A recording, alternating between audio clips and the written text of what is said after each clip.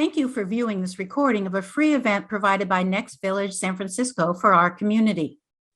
Next Village San Francisco is a local nonprofit providing services and support that empower seniors to live independently in their own homes. We welcome people who want to keep connected with their community as members, volunteers, and supporters.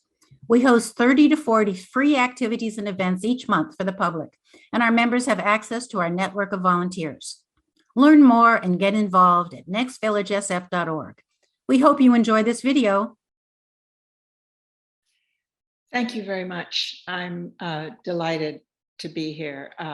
Next Village SF is a wonderful thing because I love this community. I lived here in the mid-60s, a little bit, I think a year, maybe a year and a half. And we moved back here in 1980 or 81, and we've been here since. It is a fabulous place, and Next Village is going to make sure I can stay forever. So I'm very, very pleased to be addressing all of you. And I hope you will enjoy this. I am going to screen share now because I've organized a talk, and I will be talking about my work and my experiences and my background, my life. So if everything goes well in the tech world, yeah, well, it's always like that. It's always like that. So I'm going to stop for a moment here, and I'm going to set, I don't know why it turned itself off. And now I'm going to screen share. And here we go, play. Thank you for your patience. I am getting much techier than ever, but it's slow go.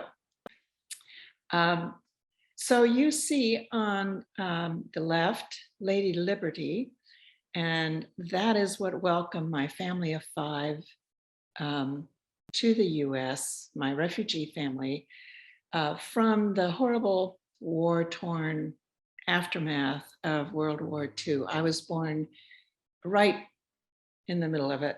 And in fact, trying to find a better place to be, a safer place, my parents went out to our vineyard with the family, and it turned out we were right on the front lines for a while. So to get a glimpse of Lady Liberty was quite exciting, as I know it has been for many immigrants who've come before us and many who have followed.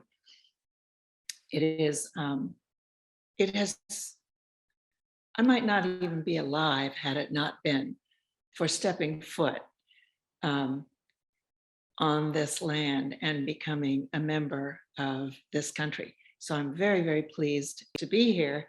And I love this image because not only that it connects me to that aspect of my life, but it's the most fabulous textile. And I'll tell you a little bit about my background. Textiles, you might not think of that looking at a lot of my work, but that is the background I come from. Of course, I always did art, and I painted, and I made things, and my mother was a painter, dancer, and pianist as well. So art was really a part of my life, but I became involved in textiles at the University of California in Berkeley, studying in the design program. Also in the art department and in anthropology, and all of that came together for me. This grid is basically a textile. It's based on textiles. It's like a net, but it's a rigid net. And I'm going to talk a lot more about the relationship of textiles to architecture and to many things about our daily lives, which is what really got me so interested in it as an art form and as a way of connecting to history, civilizations, other people, ideas, how we make things. Now you'll see me in the other image sitting on, excuse me for a second, I am going to start a timer. Whoops. Oh, never mind. I'm going to turn it off. Because I didn't set the time right. So if I talk too long, somebody just tell me. I'm sitting on a pile of rope. And I must say the other thing that I fell in love with as I became introduced to textiles was the importance of a single strand and what it did in our lives. So these people in the Andes, this is in Peru, they make these bridges out of strands that they have twisted into rope. And they have to remake them every year or two. And they are still being used. And what is shocking is that Francisco Pizarro Gonzalez, conquering this area after he conquered the Incan Empire, was able to take his horses across these bridges and even his cannon, unfortunately to the detriment of the people who lived there. But it just tells you what these string bridges really are. And they're just strings that people make, big strings and smaller ones. And they are very powerful, very strong. That is why we have the Golden Gate Bridge, which I look out on every day from here and down below. I'll just tell you a little bit about this that really struck me and that stayed with me, that I just loved. And that is that this cable is not a single strand. It is many, many thousands of wires spun together. So the whole advent of spinning in our lives and making a strand and making rope finally got us to the point where we could have this magnificent bridge and many other things that are based on that. And so, of course, I wanted to try my hand at taking straw or grasses and making rope. I've made a lot of rope over the years, and I will show you some more. But in 2016, I was invited to do some land art in Italy, about an hour northeast of Venice. And so I thought, they gave me a big bale of grasses, and I thought, oh, I will make, I could have made a bridge over that beautiful river, perhaps, but I decided to honor the Shimenawa of Japan. And they are used in temples and important places. They relate to nature and honoring nature and protecting places. And so I thought I would make that to protect that beautiful tree. Earlier, I had done a rope piece also in Manchester, England. And it turned out, and I knew this from my own studies, that Manchester was a great and very prosperous textile center. In fact, up until the late 1970s. So I decided to make a strand, or many strands actually, and I had lots of help. A lot of artists and students and people from the community participated. This was for a landscape and sculpture event, an international event. And I was given a park in the middle of Manchester to do this. We made lots of rope. It's from the ends, the remaining ends of a printing process that uses very large rolls of paper. And if the entire roll is not used, but let's say a third of it is left, they can't really use that because the moment they put it on the machine, it runs out. And so we used to throw away the end rolls of printing process paper. I used to gather it up and use it for many things and take it to my classes. But no longer. We've moved ahead on recycling, I'm happy to say. But at this time in the late 80s, only about 10, 11, 12 years after the last mills closed, I was there making this rope in the park. And many people came by to tell me their stories about how their aunt or their sister or their grandparents lost their jobs as the mills closed. Manchester was in a very bad state at that time, poverty-stricken in many ways, compared to what it had been earlier when the textile production there was so prominent. I also learned something very, very interesting. Well, for one, it was September and I didn't know it would rain just about every day. So didn't take it. It wasn't raining when the BBC came out, but I didn't take boots in the rain. So every time it rained, we just had to run under some sort of awning or under a roof somewhere to get out of the rain. However, when the sun came out, if it was out more than a couple of hours, our paper rope broke and cracked and shredded easily. So the reason Manchester was such an important textile center was because the dampness in the air protected the threads on the looms. I just thought that was fascinating.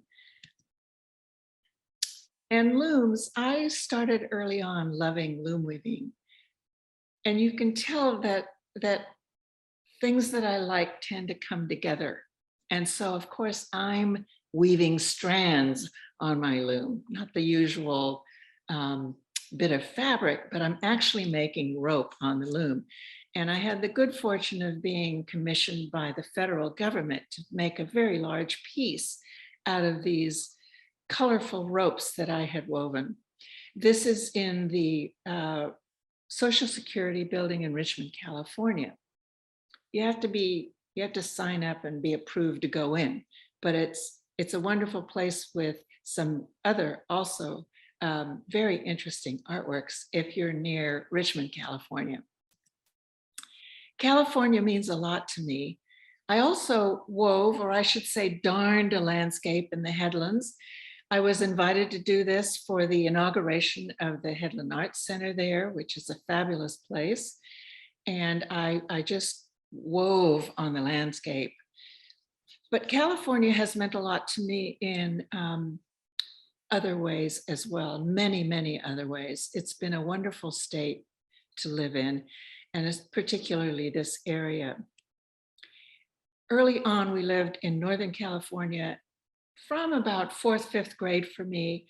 And quite soon after moving here, I became aware of the incredible artistry of the Native American people who originated here, still lived here, are producing wonderful work. This happens to be a basket by Nellie Burke from 1898, I think it is. Let me look at my notes. Just a wonderful piece.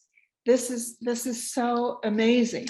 It's gigantic, and I have a kind of megalomania in myself from time to time, and so to find this piece, this beautiful large piece, being twined out of natural materials, it's something that I've often shown to my students and I admired deeply. There's someone else who I think admired basketry deeply, and that's Buckminster Fuller. I started at UC Berkeley in 1967, and he had been there earlier as well. I don't know that he was still there in 1967. This is for the expo that year. And if you look at the far left, about in the middle, that sort of walkway going in, it's actually a place people can sit and walk. There is an individual sitting at the very, very left edge. So you get a sense of the magnitude of this building. It is composed of triangulated shapes. And lo and behold, I found a photograph of our Washington Square Park right here in North Beach. And in 1957, which is probably when Buckminster Fuller was at Berkeley, that some people, and I'm sure that might be him looking into it right there, made this exquisite upside down basket in Washington Square Park. I had to try my hand at triangles. And basketry, as I've mentioned, is something that I care deeply about and find absolutely interesting. Imagine carrying things around early for human beings when they had no baskets. What can you hold in your two hands and take home? If you've gathered all those nuts, how many can you get home if you don't have a basket or a hide, I guess you could put them in. But basketry became terribly important and became the basis for architecture. I'm very interested in the geometry of the kind of work I do. And often I disrupt the geometry of the work I do by not making it right angles. I was invited in the mid 1990s to become chair of the art department at UC Davis. And lo and behold, the first piece I started to make was a no. But then when I stepped down, this is weird. The first piece I started to make was a yes. It's kind of a prickly yes, because yes isn't always easy. This is studded with nails, so you have to be careful with it. Actually, language became a big theme for me in my work. And this is the largest language piece I ever made. It is currently, it belongs to the Historical Society of the Northern Region Federal Court. And it is on the 17th floor of the Philip Burton Courthouse. So if you happen to be in San Francisco or around, you could go there and visit it. It was for an exhibit in Lausanne, Switzerland, and it was a big piece and there was a deadline. So a lot of my sweet artist friends, neighbors, and others came to help me make the deadline. And I had to gather a lot of twigs, but when Perry Ellis came along, things got much better because I had an elegant outfit to wear rather than what I usually had on. I must say I came to really appreciate farm laborers, hot, dusty, difficult work to prune trees and do so many other things that feed us and make sure we have goods on our tables and the things we need in our lives. One aspect of farming and my relationship to it, gathering up these materials, for many years as I drove to Davis, I would pass burning piles. Now you must have a permit for a special day when it's not so bad to burn. It's still the preferred way for farmers and people with orchards to take care of the prunings they cut every year. But these prunings are wonderful hardwoods. They're beautiful apple, peach, pear, walnut. They're fabulous. And speaking of fires, we do have our fire problem in California, elsewhere as well. It's really alarming what is happening because of climate change and where we're headed. But I didn't make a huge dent. Oh, by the way, on the very far right, Mother Nature is so darling, does so much support of my work. And a huge branch in a storm fell next to my office once. Of course, I had my clippers in the car, so I went out and gathered quite a bunch of branches, which I used in work after that. I can't remember the year. But the materials are wonderful woods, and they can be used down to quite small. My husband is also very supportive of me, and he actually got me a chainsaw for my birthday one year. Excuse me, Harold, while I go slip into something more comfortable. And often I came home from UC Davis with my car festooned with art supplies. Many people around the world gather wood and gather branches. I spent a year of postgraduate work in a program in that UC Berkeley had in India, and visiting later, we chanced upon these wood gatherers, and I must say, so much more beautifully done than I ever did on my car. It's really wonderful mobile sculpture in my mind. Made quite an impression on me. I often got long wands that were the prunings off of trees. And on the left is a piece that is plum pruning, and its name is Henry, named after Henry Hampton, who was the filmmaker who made that wonderful series for PBS, Eyes on the Prize. It is now in the Paisley Museum in Scotland. The one on the right shows you more clearly how I bend the green branches, dry them, and then I have them already curved, ready to make into a basket. But my basketry never holds anything. Traditional basketry was often and mostly for purposes, very specific purposes. But I learned so much from doing basketry that I began to be able to make all kinds of things. Again, I was invited to an outdoor land art event exhibition, which was in Austria. So I made a piece. Actually, it's a big no. The no is because just before this exhibit was to happen, a very right-wing neo-fascist, Jörg Haider, became a leading person in a province in Austria. So I and several of the other artists decided we just wouldn't go, we would not participate.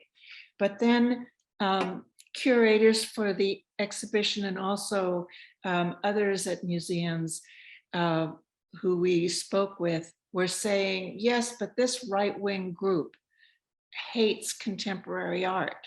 So you're just playing into supporting that point of view. So we were actually, I was convinced, and the other artists, we all decided we would participate. And I did love how they had a tractor to carry my piece out into the field. People in Austria, especially in Vienna, were putting the English word no in their windows. So I made a subtle no. The N is lying on the ground and the O standing up. I also sometimes, for making my work, I make a template.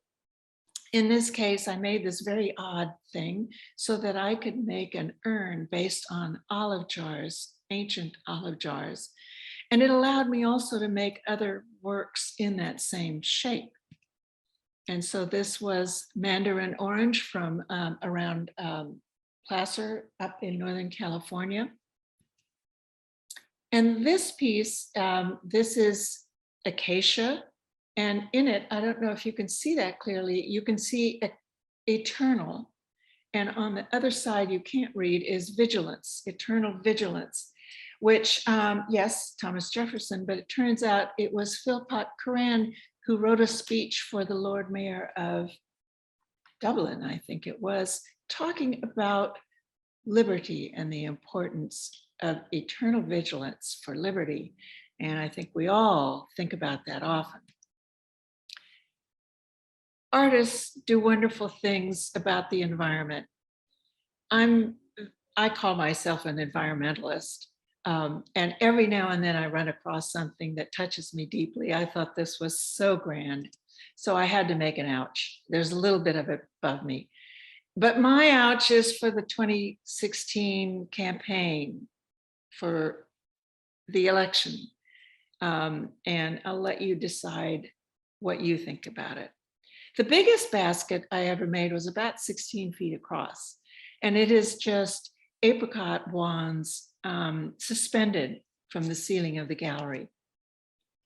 But sometimes I do really strange things. So this is one of the stranger setups I ever had for a piece. This is apple. And I made it on a traffic cone. This is where screwing with order comes into play. By the way, a friend of mine said she put that title in looking for my book and was sent to Home Depot. But I must say that kind of warmed my heart because I love tools. I don't often go to Home Depot. I go to the small hardware stores. I love Cole Hardware here in our neighborhood. But I do screw with order. And this is looking like disorder, but it actually turned out quite well for me. I was pleased with this. I'm going to try to find my place in here, but I don't know if I can. Yes, because the next thing I'd like to mention, oh, and my work does address the core issues at the interface of gender politics and contemporary basket weaving from time to time. Nice to see a couple of guys involved too in this kind of work. This piece is actually a word again, and I don't know if you can read it. The top is an L, and I made an A and a G, and you can either read lag if you want to, or gal if you're going up. And I made it at a time when I was working very hard in the last few years of my time at UC Davis on diversity in hiring and gender equity in hiring faculty. Because of Proposition 209, which some of you may know about, happening in the end of the 90s, I think 1996, the UC system went through a terrible time of not hiring women or people of color.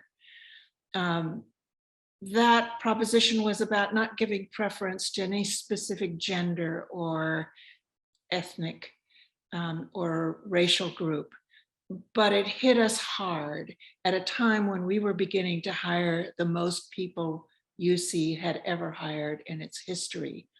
I had been on the affirmative action committees for many years. So I suddenly, with a friend, Marty West, in the law school, basically we had to take this on. And so for several years at the end of my time at UC Davis, I was working on gender equity and diversity in hiring. And you know, even the New York Times wrote about us and came up, I forget the title exactly, but they said UC is lagging in hiring of women. And we were so pleased. So I had to make a piece that addressed lagging. Oh, and by the way, if you want to know a little more about how difficult this situation is, you could Google 208 years, well, no, that's not the title, Melinda Gates. It's called Equality Can't Wait. And it's about, it'll take 208 years for equity in the US. It's worth looking up. But Nelson Mandela says, it always, or did say, a favorite of mine, it always seems impossible until it is done.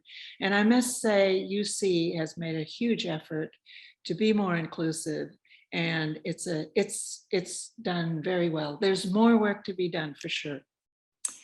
So other things I care deeply about, I saw this in the newspaper in 2003 when we, for no reason at all, invaded Iraq. And I thought immediately and frightfully about my family, us three children, trying to leave the violence and the turbulence and the horror of war.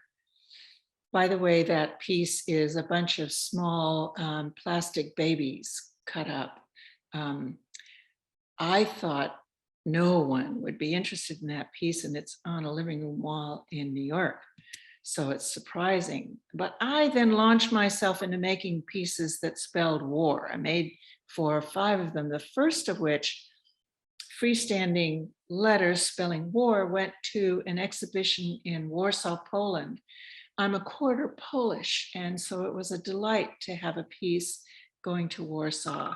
The man in the photograph who's giving me an award is Christopher Hill. And surprisingly, and somehow connectedly, which happens so often with my work, is the fact that Christopher Hill became the ambassador to Iraq a few years later. So these connectors just somehow keep happening. The second piece I did was charcoal and green, and combined commercial wood with natural branches. And maybe you'll see all the way to the left some GI Joes tucked in there. In the midst of making these pieces, a lawyer in San Francisco came to me and said, Gyöngy, I want a war piece on my wall. People were very upset about what was going on at the time, as I was. So we agreed, and I started to make a war piece for him. He called me and he said, "Oh, Gyöngy," this was maybe a month later. "Oh, Gyöngy, I'm sorry. I don't think I can have the word war on my wall. I think all of us were feeling inundated with the bad news." And he said, "I'm sorry, but just can't. What else can you do?" And I thought and thought and thought, and I came up with Pax, the goddess of peace. And so fortunately, and I must say, my life has been touched with so much fortune, so much good fortune. I am so grateful, however that came to be. I started with the A.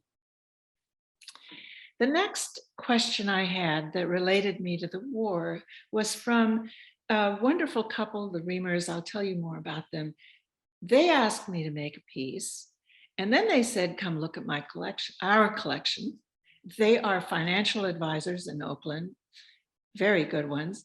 And they said, "Come look." And I did look, and they said, "All our art collection is about money." Well, I'm not so into money. So I thought, uh-oh. And we talked a bit, and then I went off and thought a bit.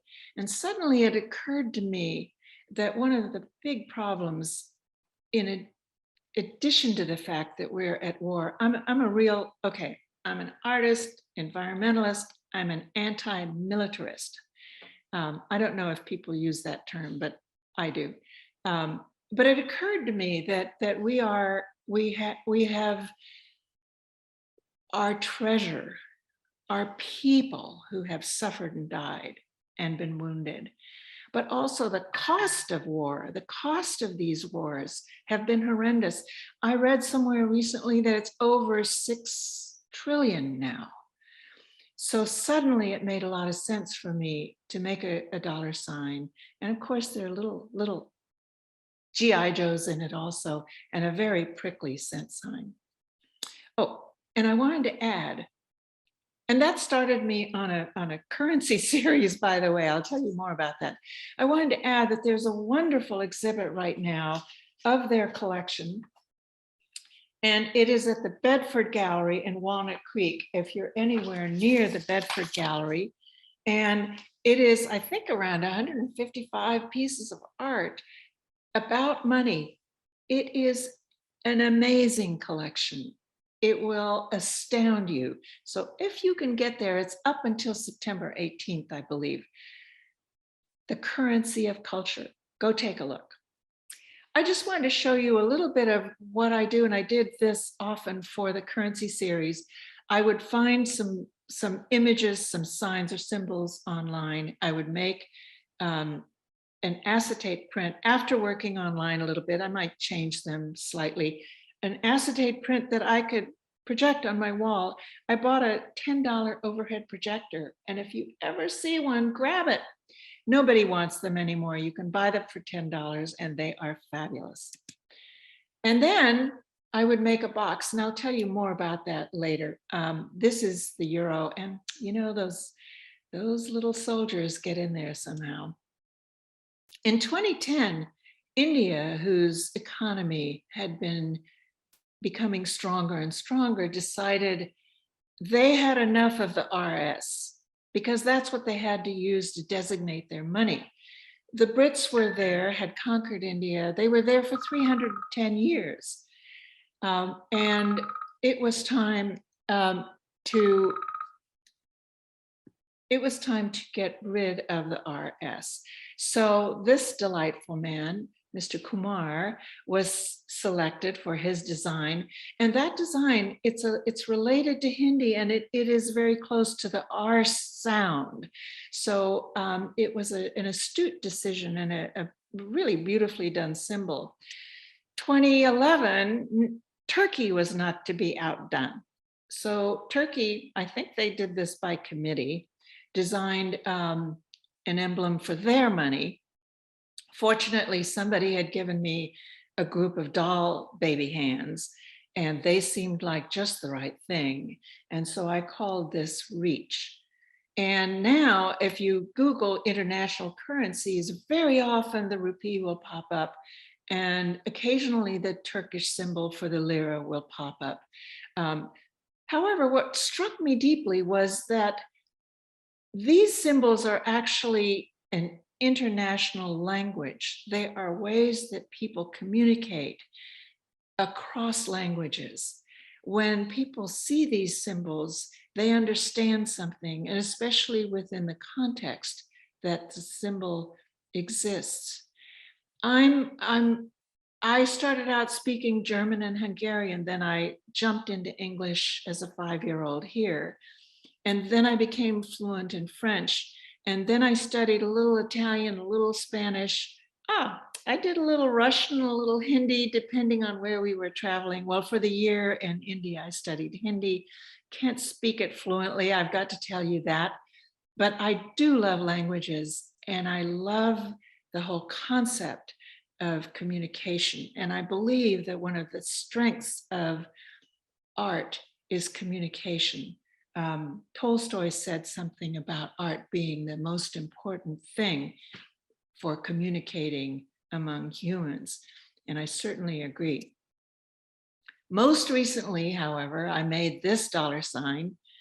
It is from the locust plant, and the locust plant, this is about 30 inches high, just so you get a sense of the scale.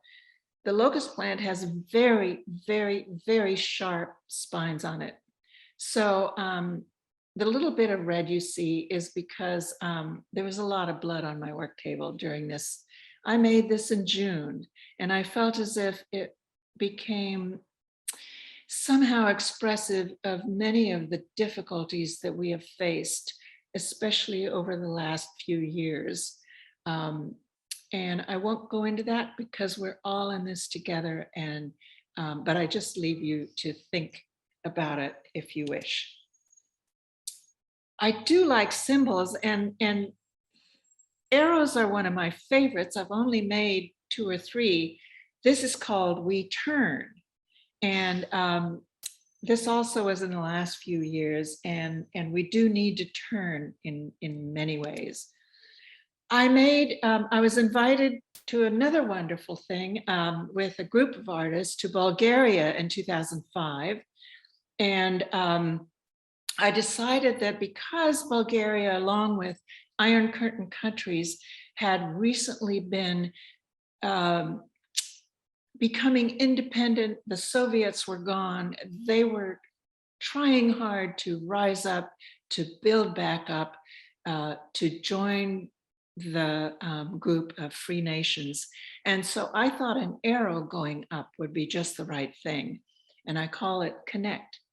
It starts with natural branches at the bottom, and then at the top, it is recycled small-scale lumber from older local houses that were destroyed. And the kids came out, the village people came out, people helped me, and especially to stand it up. You'll see my darling student, Kim Ocampo, in the lower right. It was a fabulous experience, and really enjoyed the Bulgarian people, their hospitality, and their interest in what we artists were doing. More symbols. Question marks, of course, they're so expressive. I found the one on the left on an old wall in Chinatown near where I live. And it was made for the law firm Kecker, Van Nest, and Peters here in San Francisco. If you walk by on Battery Street, you can peek in their window and see it. Somehow it turned into a devil in the details. And again, those little soldiers, the exclamation on the right is in the Crocker Museum's collection. More recently, I was invited to participate, and I had a couple times before, in exhibitions in embassies. And this was for the embassy in Warsaw in Poland. So again, I was delighted to be somehow connected to Poland again. They asked to have a piece that expressed something about sustainability and the environment. This piece now is in the fairly new embassy in Kosovo on a permanent basis.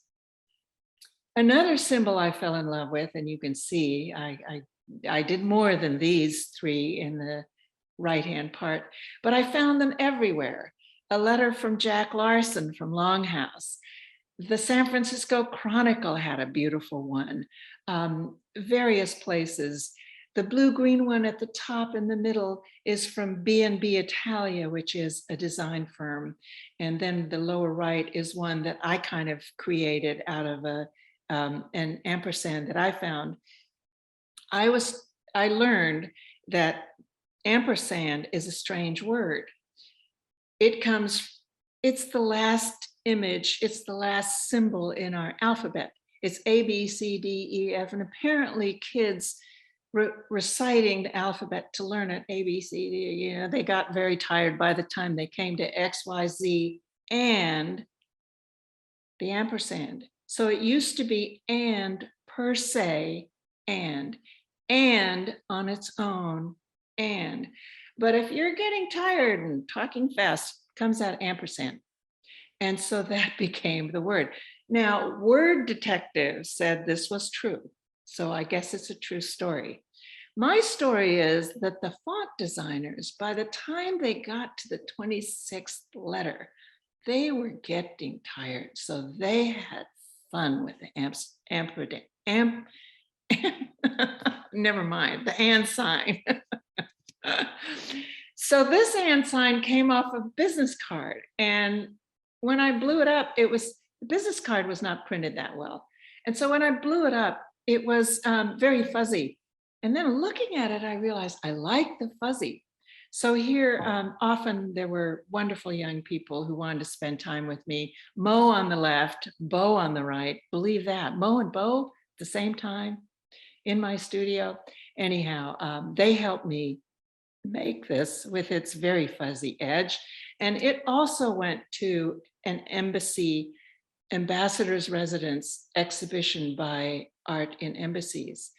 And lo and behold, as the Ukraine war exploded, Ivo Dalder, the former ambassador, was on the television. They loved the piece. They wanted it after the exhibit ended. And it was such a startling surprise to find it on TV. I watch news constantly, and I was so surprised and pleased that somehow I was a participant. I call myself an artist participant sometimes. This is the largest ampersand, and it's in the collection of the Oakland Museum. And you see, I'm again using the box. But there are languages where a symbol, a beautiful symbol, is an entire word. And I have to do more about understanding that and maybe learning some of those languages or working with them. This is Farsi, and it's about the 2009 election. And it says, students were holding up signs that said this. It says, "Where is my vote?" And voting is so terribly important. And we'll be talking about that for the next many weeks. I do play with words, and I love playing with words. And this piece, I do some work. This is a telephone wire. This is recycled telephone wire. It takes forever. This is only about 12, 14 inches high. It has the word ever going around it. But if you start with the R, it's rêve, which in French is dream. And if you start with a V, it's vere, which is in Italian or Latin, it's truth or truthfulness. And I was so delighted that this word, which I had been thinking about for several years, had these three words in three languages that all played together so beautifully. A young woman came to see me from New Mexico. Oh, no, excuse me, Mexico City, where she lived. She was going to school here. And I was showing it to her in progress. And suddenly I realized 4 letters, it should be 4 words. And I was kind of disappointed. And I think she heard that in my voice. I said, 3 words, 4 letters. She said, oh, no, no, no. Four words. Hebrew, erev. Like in erev tov, it's a greeting. It's the beginning of something. It's like connecting and starting something. And it turned out it was also connected to weft and woof in weaving, intersecting, and the connections that happen in weaving. And I was so startled as I found out more and more about it. It again reached into other areas of the world for me. Not so many years ago, I made this word, air, and it is very, very different from the kinds of work I do. So this is a great example, perhaps, about how I expanded my connection to textiles. This is made with pins. They're fairly big pins. They're bank pins. They're stainless steel. They're about 2.5 inches long, and they go directly into the wall. What I love about this piece is it could be any size. It's where you see my hand in the lower corner was my trial in the studio. Where you see it on the wall, it's about 4 or 5 inches, feet, 4 or 5 feet wide. But it could be 20 feet wide if we made it with some sort of huge nails or something that could be poked into a wall. It's actually got a kind of more heartfelt piece to it. I named it Breathe in honor of Eric Garner, who was choked to death in 2014. A Black man who was apprehended by the police. So we have all talked about this problem and read about this problem and heard about this problem. And many are working on this problem of the deaths that are occurring that should not be occurring. And so it has that resonance for me as well.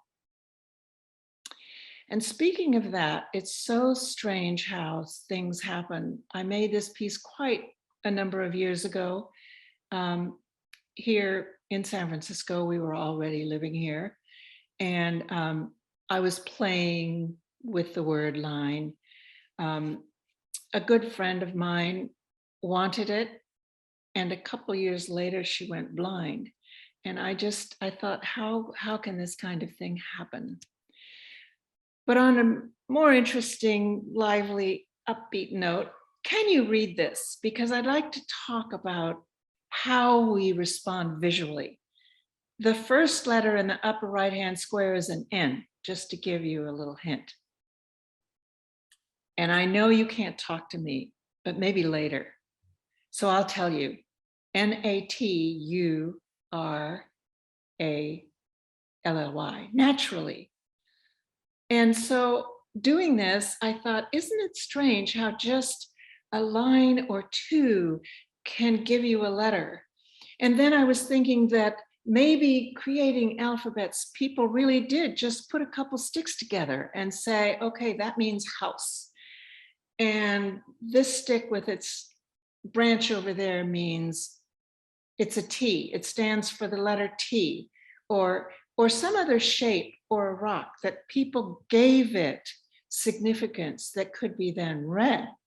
And so I like playing with that. But about the time I did that piece, there was a piece, there was an article in the paper about, I think this boy was 10 or 12. And as you see from the right-hand part, he's trying to write in English, but a lot of it you can't really read. His parents or his mother somehow got this bright idea of putting him in a more demanding school somehow. It turned out that school had an emphasis on Japanese language as well. And then it turned out that this little 12-year-old could write Japanese in a way that any Japanese person could read. Now, I don't read Japanese, but that's what the article told me. And I thought, isn't that interesting? It's more pictographic And I had a research assistant in UC Davis once who had very bad dyslexia. And she told me this was particularly help she got at Santa Rosa Junior College. She told me that somehow she started making words that are longer, like education or philosophy, which she couldn't use, couldn't spell, couldn't pronounce, made them out of clay. And once she made them out of clay, she could write them, understand them, use them, say them. So I mean, I don't even understand this brain activity totally, but I'm so enchanted by it and so mystified by it. So I started looking at my pieces. These pieces on the left, I used to think were ugly, and I would cut them off and throw them away. And then I started looking at them and I started realizing how interesting they are as shapes. And eventually they created the piece behind me, which I and many people who visited the studio then, after I made this piece, were saying, Gyöngy, is that some sort of symbol system? Are you writing a language? Are you creating a language? Also, some said it looked like sign language. And it does to me feel like you could read it. I went as an artist in residence to Haystack in Maine, and they took a photograph of that piece. MIT had set up something called a Fab Lab, which was to bring technology to this art school. And there's Kenny Chung, who took a photograph of that big piece and made all sorts of smaller pieces. And he made a way to connect at the ends of those pieces. So we made a globe out of it. And then he and his colleagues cut it out of cardboard, and I made that strange vessel-like piece on the right. And then they cut it out of all different kind of board, tiny, tiny ones from, the size of maybe the top of my little finger or so, which you see in the middle there that I'm putting up on the wall, to tiny, tiny ones that I've never figured out how to use. But the now is about 10 inches high, and it is using those put on the wall with insect pins. So at the beginning of our current difficulty, the pandemic hadn't quite started. But in 2022, I was just finishing OI. Maybe we were talking about the pandemic, so this word seemed like the right word. And lo and behold, somebody parked in front of our house. Oy vey. I think I have to do the vey as well, but there it is. And there am I as I tried to prepare for the pandemic in my studio. I'm less covered these days, but I do wear masks, lots and lots. And when I was in France as a young woman in 1963 and 4, I read Albert Camus. And how is it that I had to read it again? So I did make a piece about the pandemic. This is called Variant. It's held together by huge ripstick Mustang red golf tees, 3.25 inches long. And I was shocked that I could put a piece together. This is about 34 inches high. And it also relates to our former president. So I'll let you think about that. But I'd rather have you think about making things, being creative, put your hand on stuff, make the world a better place. There's more to the story, but I want to show you a little bit about how I make stuff.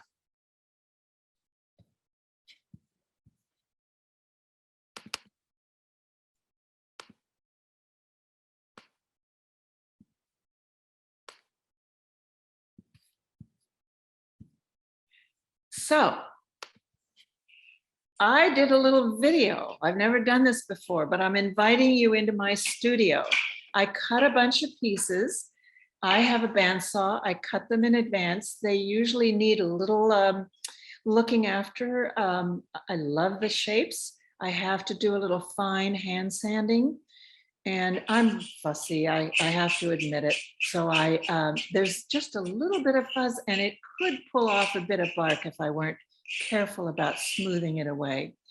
And then after that, I can paint them. Lately, I've been painting the wood. I can't tell you why exactly, but I've been painting it. And so often I'll end up with a pile of prepared pieces that then are like working with a puzzle. I have to select the pieces with which I can then make something happen. And here I've prepared a few sections already, screwing with order, making a few in advance. And now I want to put an added piece on it. So I'm going to drill a hole, and you'll hear my drill because I didn't know how to turn off the sound on my video. I have a lot of drills, as you can see, because I have different bits on them depending on what I'm working on. So now I've got a hole. I'm going to make a second hole in the place where I'd like to attach it in a smaller piece. And I do it over a tiny piece of wood so I don't drill into my table. I did that once, and then I decided I didn't want to do it again. But I do some of the work in the air, actually, which is a very strange way of working. And so people who have a wood shop often laugh at my methods, but they kind of work. Now here I have to turn that piece of block up because it's getting thicker now that I'm adding a fairly thick yellow piece of branch. So there, I've got that. And now I've got a larger segment. So I could now make several larger segments and then put those together. But I think I'm going to add something in addition to this, a little bit of a smaller piece. This is a little like Julia Childs and her cooking lessons on television, which I watched as a younger person. Things prepared in advance and the oven turned on. So now again, I'm putting the screw in a little bit in advance, and then I push it through a bit with the driver so that it sticks out slightly on the other side and allows me to figure out the placement on the next piece. And hopefully nothing will trip to the side. No, it's all good, coming together. Still a larger piece.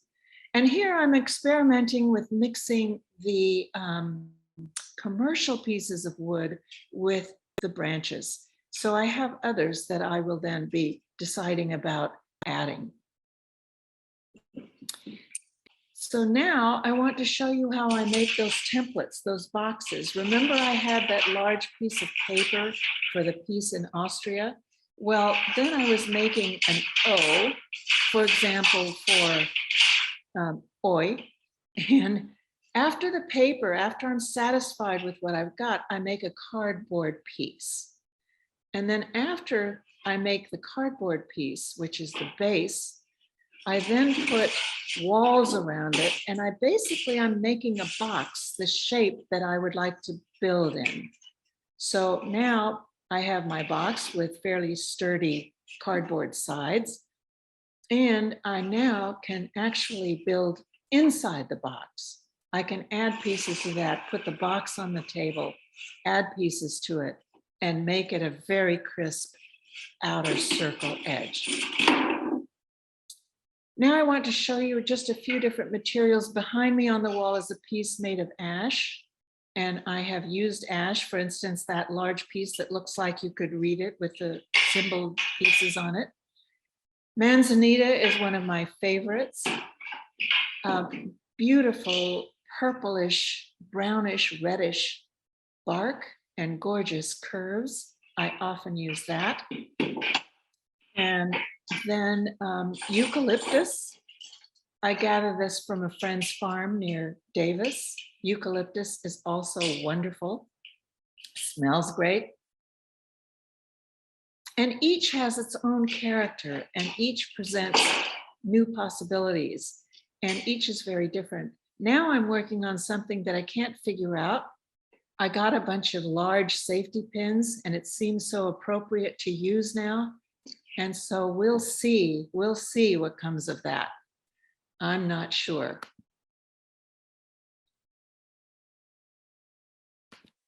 So here I am back again, and I hope I didn't talk too long. Thank you for viewing this Next Village video recording. We hope you enjoyed it.